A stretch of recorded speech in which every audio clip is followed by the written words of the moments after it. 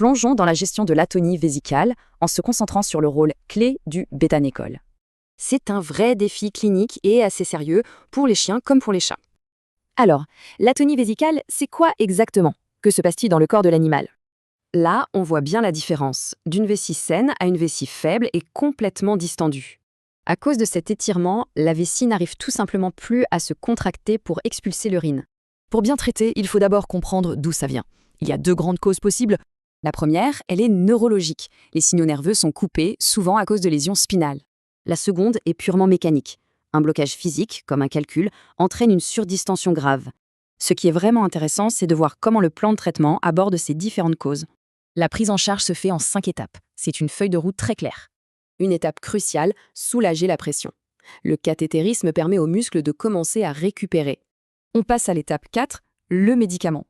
Alors, comment agit-il exactement au niveau cellulaire? C'est un stimulant direct. En gros, il force le muscle de la vessie à se contracter mécaniquement. Et enfin, l'étape finale, le soutien. On utilise des relaxants pour aider l'urine à s'écouler. Mais attention, même avec ce protocole, il y a une règle d'or à ne jamais, jamais oublier.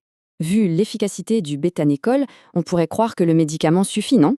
La réponse clinique est un non catégorique. Il est primordial de corriger la cause à la racine.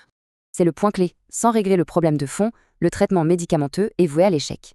Le vrai succès vient donc de l'application rigoureuse du protocole entier, de A à Z. Ce qui nous amène à une question finale. Dans ce processus, où se trouvent les plus grands défis cliniques?